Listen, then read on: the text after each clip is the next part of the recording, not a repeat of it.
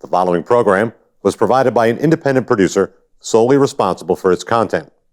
The opinions expressed do not necessarily represent the views of this station, its staff, board of directors, or underwriters.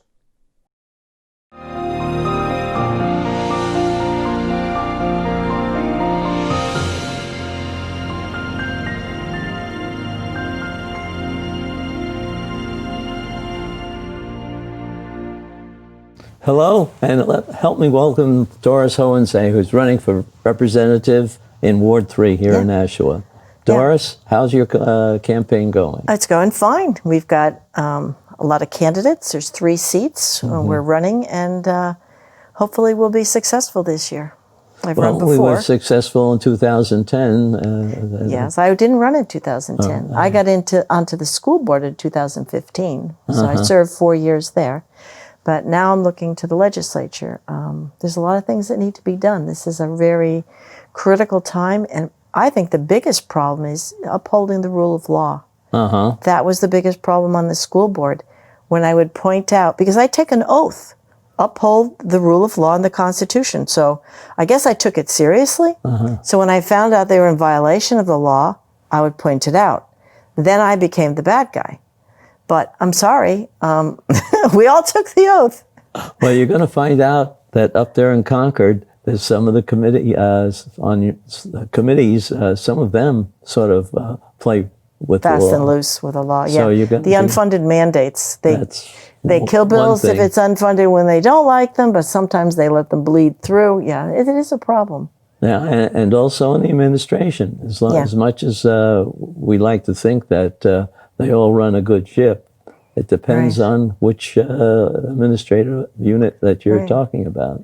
Right now, schools are in disarray. There's a lot of people contacting me personally and on Facebook and all over, because where are the kids going to go? State law, starting with the law, says that parents have a duty to bring the child to school.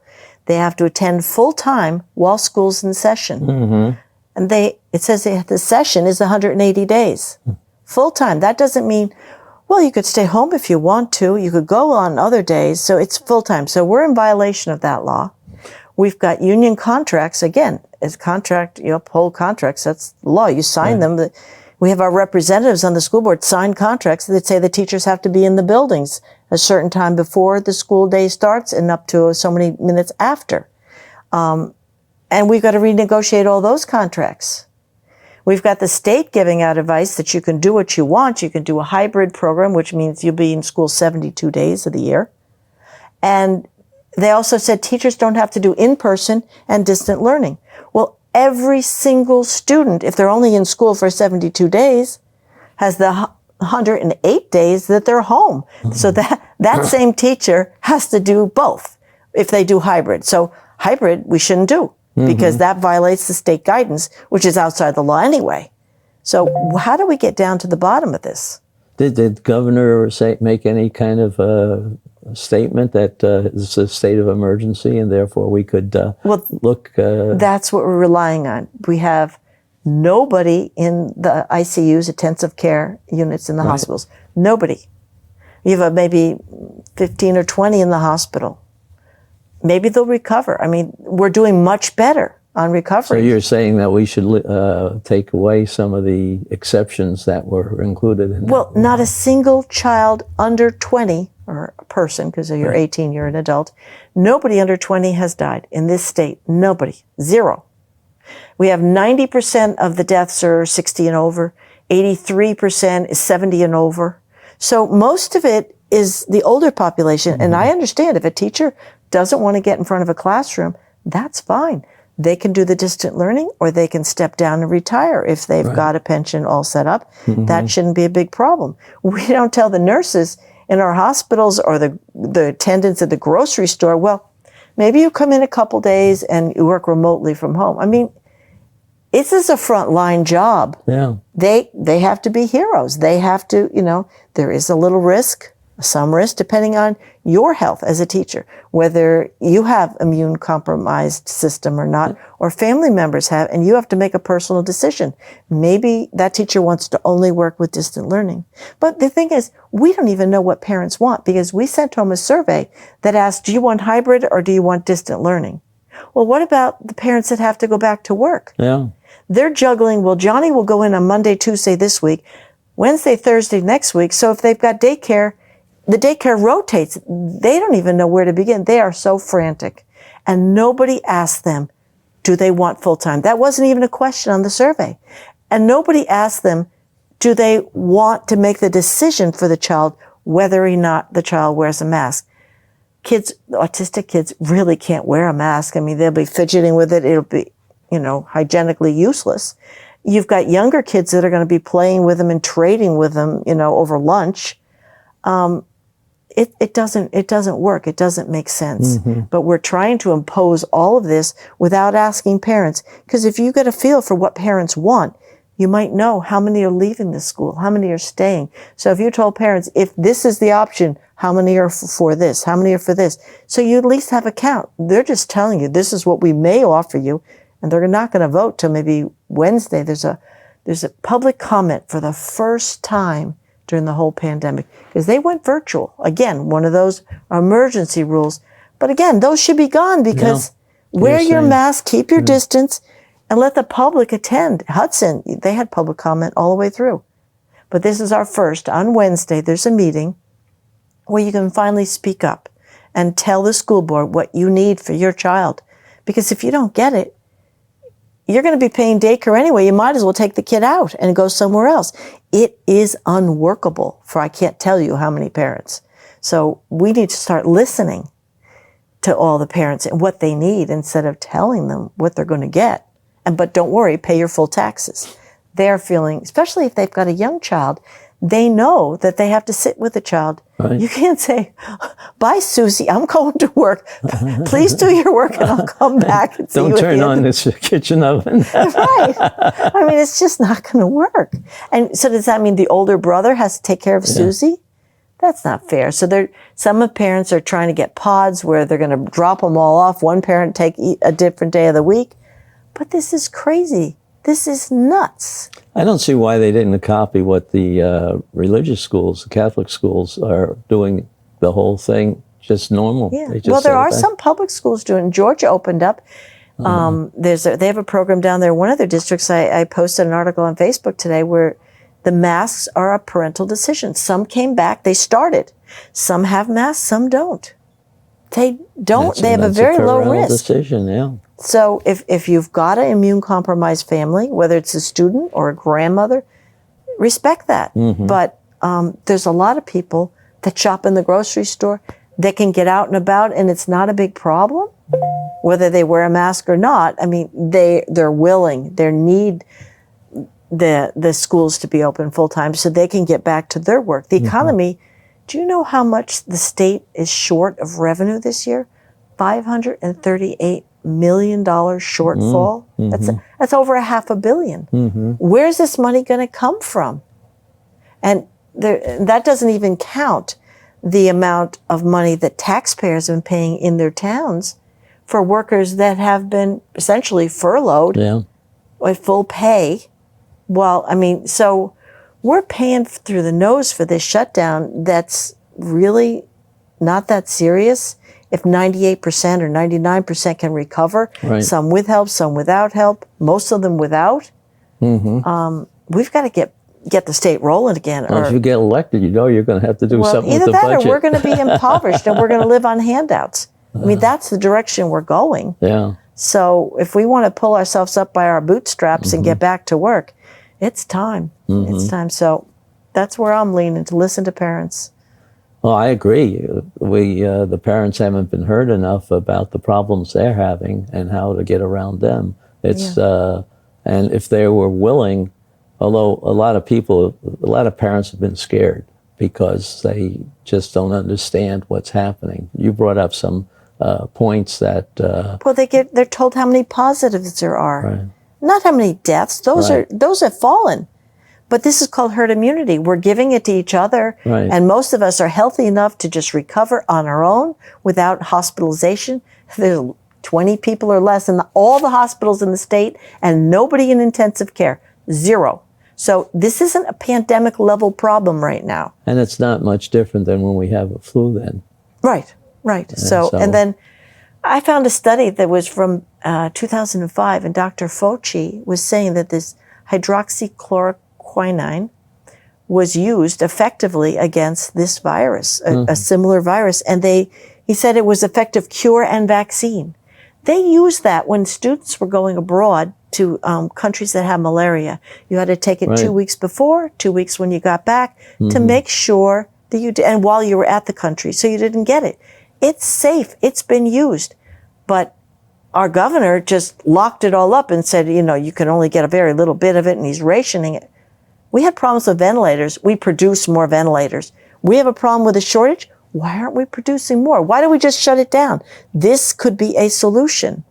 So it's like, look at all the facts. Let's calm down, not panic, and find a way out.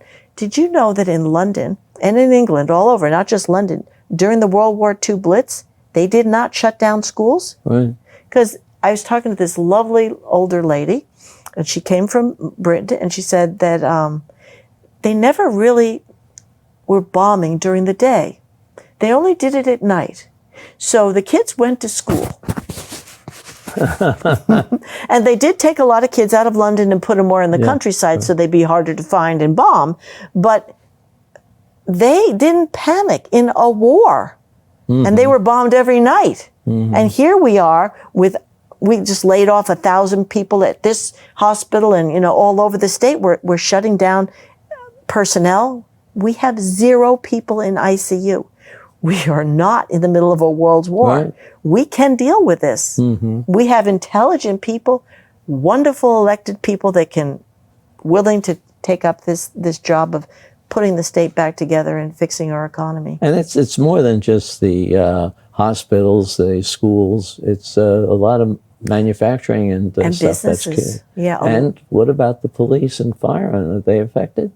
I don't see anything there. I know that the public works, a lot of them were told they stay home and stay safe. And like we didn't get the spring cleanup this year, that they've had to reduce staff. I don't know if it's still reduced, and they're outside. But the police, thankfully, they're still working. Right. We've had a few not too violent protests.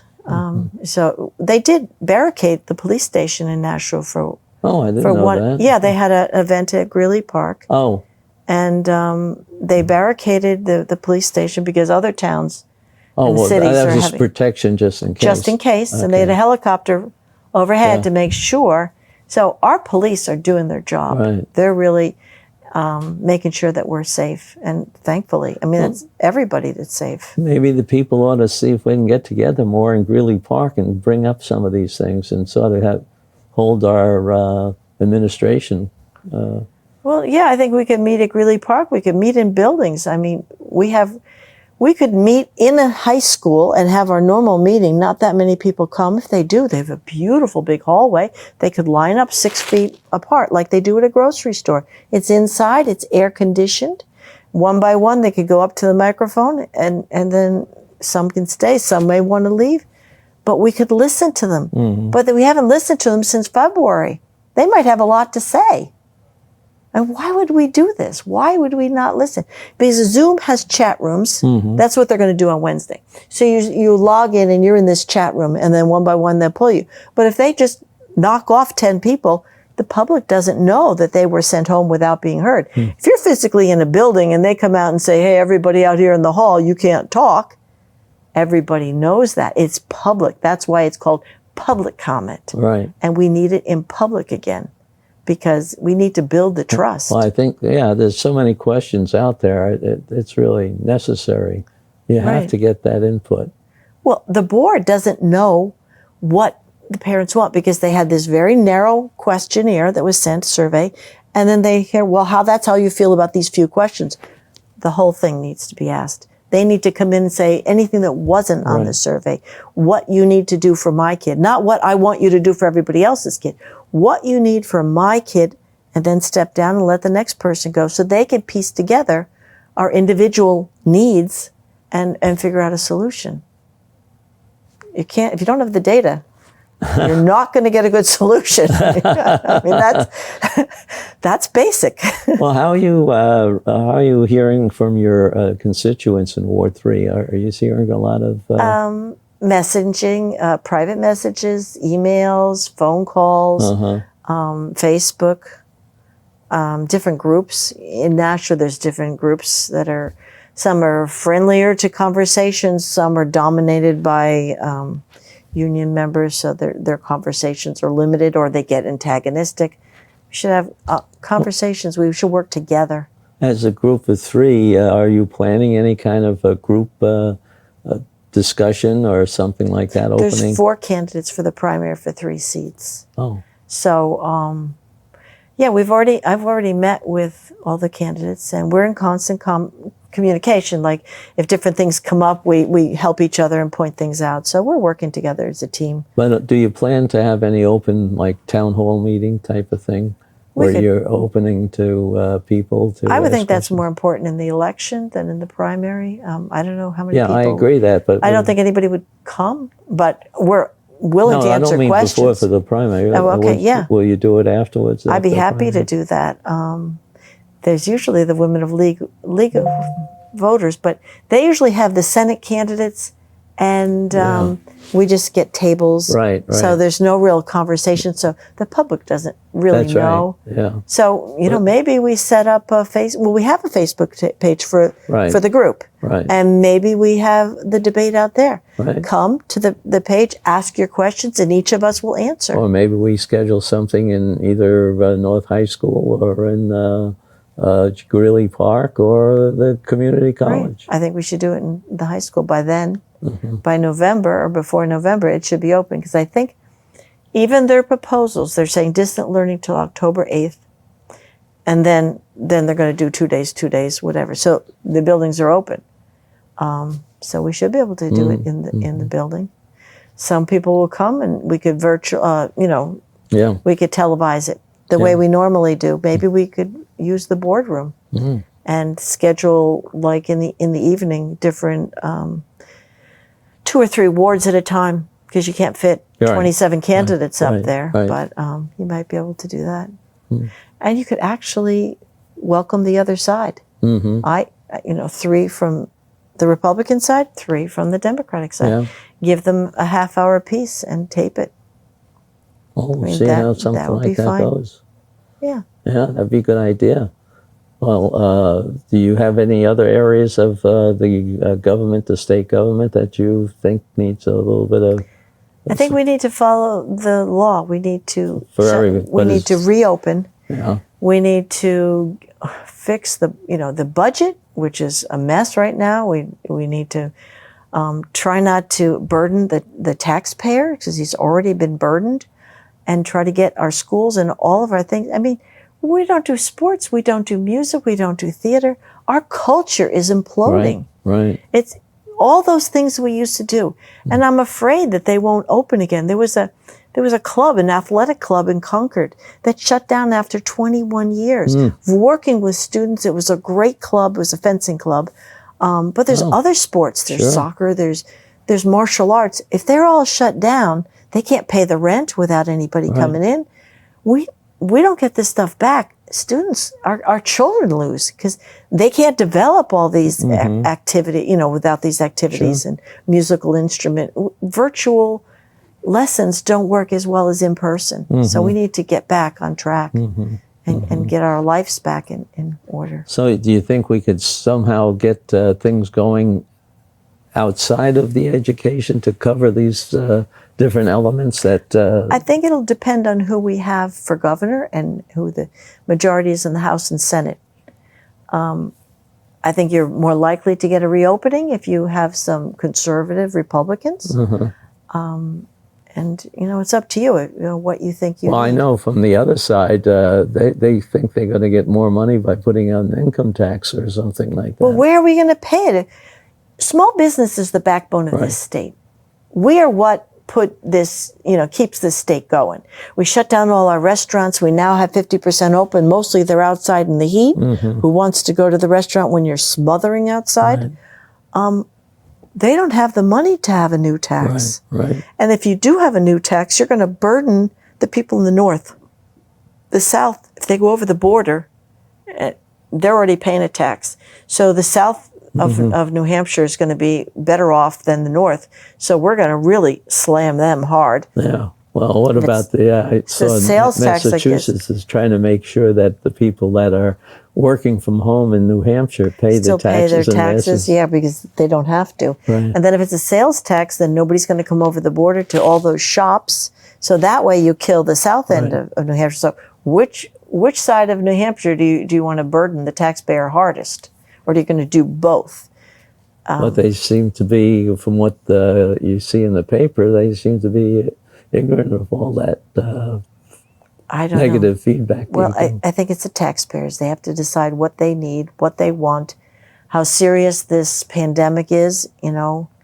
If they could operate the schools during a blitz in World War II, I think we could operate our schools. Separate those who want to stay home, fine. We have homeschooling to stay home. But be consistent. They're either all one or the other. It's got to be a full-time. The hybrids are worse of both. Because nobody can get back to work. Right. So everybody it screws loses. up everything, timing-wise. Right. And the kids are going to be mixed with other groups. There'll be more germs going in and out of the school. More chances, anyway. Right. Yeah, more exposure. We need to, be a little bit brave and start back up. If it turns out it's not working, which we kept our daycares open in New Hampshire for essential workers' kids because they can't work in an emergency room if their kids are home by themselves. Right. There were no problems. There were no deaths under 20. That will include daycare. So we just have to start figuring out what we want for our state, what we want for our economy, which way we're going. And be open about it and give the people a chance to be heard. Yes, there are some towns, I think, Derry. There's a few towns that are opening up full-time. I'm not sure which. They have them all on the state website, their plans, but they should say, they have a link to the plan. They should say open, hybrid, or whatever, or closed and distant learning. But they have to open in some capacity or they don't get federal funds. That was what they were told. Right. So that's why they're doing the hybrid. The least amount they can do to collect the federal funds. And I guess they still get the state funds, whether they're open or closed, because it's per child based on enrollments, which closes or finalizes in October. I think they're going to be surprised. I think a lot of parents are going to say, I can't deal with this, and they're going to be gone in September. And then some of them are going to try it and say, this doesn't work, and they're going to be gone in October. So unless you work with the parents. Well, how are the charter schools doing? What are they? They always have waiting lists. I don't know. And they can decide for themselves what they're going to do. Oh, really? Yeah. So I don't really know. It's not, I didn't see any listed on the state website yet. That's another problem with the newspapers being a lot less. You don't get these stories that are going on. Well, we're in the beginning of August. And so we're going to start in a few weeks. Hopefully in the next week or two, all of that will be decided. Our board is still looking at the plans and they haven't voted. So once they make a decision, then parents can see what their options are. But you'd like to see what the options are before they make a decision. So if it's your district, you should be able to have a voice in making that decision. Right. Once it's finalized, is win, lose, or draw, you need to be able to look at the other options so to make an informed decision. Well, we're hearing that the Catholic Church is going through and sort of enticing people to join their They're giving, they're giving rebates for kids for the first 2 years. If they join, they get a discount. And they're doing a regular operation now. They're doing full-time. Full-time. I think they're doing masks. I'm not certain on how that works. If a parent can say, my child is just not going to work, and can you respect that? Some parents are worried. They think the child's going to be traumatized. Oh, yeah. Having to wear it all day long. And then not being able to see the teacher. And I've heard that the teacher can't go up and down the aisles according to the CDC guidelines, which they're crazy. They're a private organization. It's not a government organization. So they can't come and work. They've got to stay up there. And they can't use fans if it's hot because it would blow the germs around. So the kids are going to melt. You know, at some point, you have to just stop and look at the advice you've been given and make your own decisions because this isn't workable. No, I agree. And you're right about the kids being scared. I have a 9-year-old grandson that wouldn't come near me because he was afraid of contaminating me. Right. They're afraid to hug grandma, right? Or grandpa, yeah. So it's something that he's now understanding a little bit better. Right. So we've had our open meetings. His birthday happened to be canceled. We had to have a parade or Some something. of the elderly people don't even understand it. So I told my mother, she's 95, I said, remember that game, Tag You're It, You've Got the Cooties? Now everybody's got the cooties. That's why we're all wearing masks. I was trying to explain it because, well, I'm not sick. Why do I have to wear one? It's not very clear. It was a cartoon. I'm trying to remember about having cooties. That's what made me Cooties was chuckle. the word, yeah. Did you see that too? Yeah. So And then I she think- understood why they think everybody's got, so she wears her mask. But she has difficulty breathing and she's pulling it down because, people get rashes from behind those. They can't breathe. People have fallen over, especially the elderly. They can't hear you or understand because they have hearing aids and their hearing is marginal. This is hard on a lot of people. Well, we're coming to an end of our time here. How's your campaign going? Do you need people to come help you with literature pass out or any other things? Well, if they want to join me at the polls, at the primary, that'll be Okay. fun. It's always nice to have, to see people at the polls. And So to they should talk to- contact you. Your contact is what? I'm on Facebook Okay. by my name, Doris Hohensee. I've got a state running for state rep. That I've got that page. So there's 2 pages there. Or they can contact me by email. It's just comcast.net. My name, doris.hohensee, comcast.net. Happy to talk to anybody. And your other 2 Republicans, did you say? Or you have 3. 4? 3? Dave Schoeneman is running, Howard Kaufman, Dave, and Amanda Reichart. Dave was a former alderman, Right. 2 terms. Howard was a former Board of Education for 4 years. It's equivalent to 2 terms in the alderman. And I was on the school board. And Amanda is new. So Okay. they've got choices. Very good. Contact us all. Find Yeah, out find out which one's the best. who will listen to you and help you. Okay. Well, thank you very much. I appreciate Thank your you. time. We'll have to do it after the primary. Yes. Okay. Yes. Okay. Good. The preceding program was provided by an independent producer solely responsible for its content. The opinions expressed do not necessarily represent the views of this station, its staff, board of directors, or underwriters.